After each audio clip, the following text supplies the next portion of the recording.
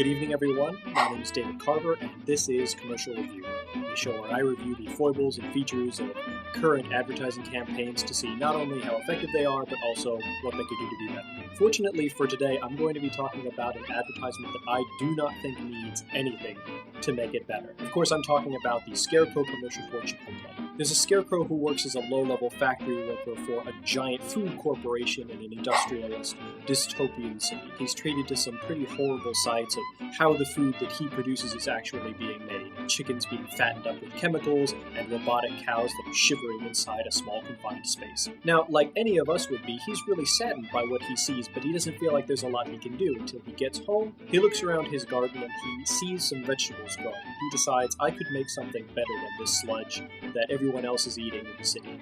So he chops some stuff up, he puts some ingredients in the back of his truck, he drives back into the city, and he starts selling truly good food. I'd like to cover 4 elements of this commercial. First of all, the music, which is Fiona Apple singing Imagination, originally from Willy Wonka and the Chocolate Factory, is the absolute best and really the only choice for this commercial. The first part of the commercial features Imagination, a minor key. It's a very dark, unsettling sound, and this goes along with the idea of eating food that has been imagined. It's not natural, it's something that was come up with, that was fantasized about in a laboratory. Then it transitions into a much more pleasant sound when the Scarecrow is imagining a world that could be natural again. Both senses of imagination, this evil mad scientist imagination, as well as this pure back-to-the-land imagination, are both represented and both make perfect sense. This brings me to the style of the commercial. Whether or not they meant to reference Wizard of Oz, it's very difficult not to associate some of the visuals in this commercial with that story, like a scarecrow walking across an open field to a very vertical, fantastic city.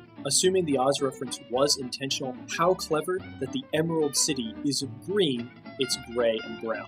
This commercial is animated, and the animation style is very heavily influenced by stop-motion animation like you would see in Rudolph the Red-Nosed Reindeer or The Nightmare Before Christmas, which is a great choice for this time of the year as the holidays are coming on. People are in a much more nostalgic frame of mind, and they're trying to recreate some childlike wonder during holidays like Thanksgiving and Christmas. The style is not just appropriate for the season, it's also appropriate for the content. This commercial goes into some pretty dark territory. It depicts the really horrible conditions that cows and chickens and other livestock have to live in so that we can get fast food. If it had been live action, it could have been pretty disgusting and difficult to watch, but because it's animated in a simple and appealing way, it can explore some of those darker issues without seeming too morbid.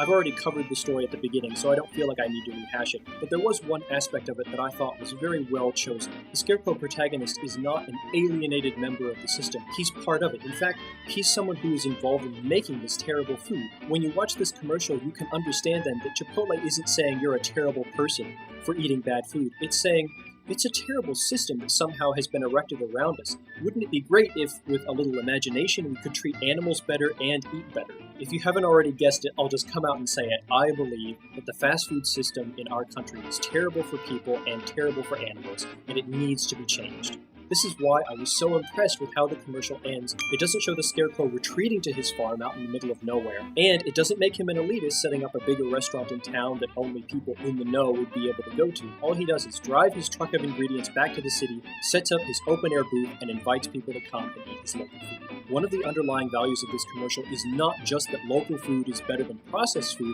it's that local food is a possibility in our everyday lives. You may believe that that's impossible or not, but since that's Chipotle's entire business model, I was impressed that the commercial wound up the way it did, working exactly with their ideas. It was great to me that they chose a Scarecrow as the factory worker and Crow as the evil food processing corporation. A Scarecrow's job is to scare off the crows. That's only natural. But because these crows are robotic and demonic, they've upset the natural order. And now it's so much harder for the Scarecrows to fight back against something that they know is wrong. I thought that was another nifty way to highlight the difference between local food and fast food. Not for the quality of food, but in how they influence our lives and how we live with them. Okay, that's all I have to say. Please go watch this commercial. I promise you'll feel better afterward. Please leave a comment down in whatever area it happens to be at this point. Check out any of the videos that we also have, or some of the associated ones, and leave me any suggestions for commercials, whether very bad, very good, for whatever reason, that you'd like me to cover. And with that, I'll see y'all later.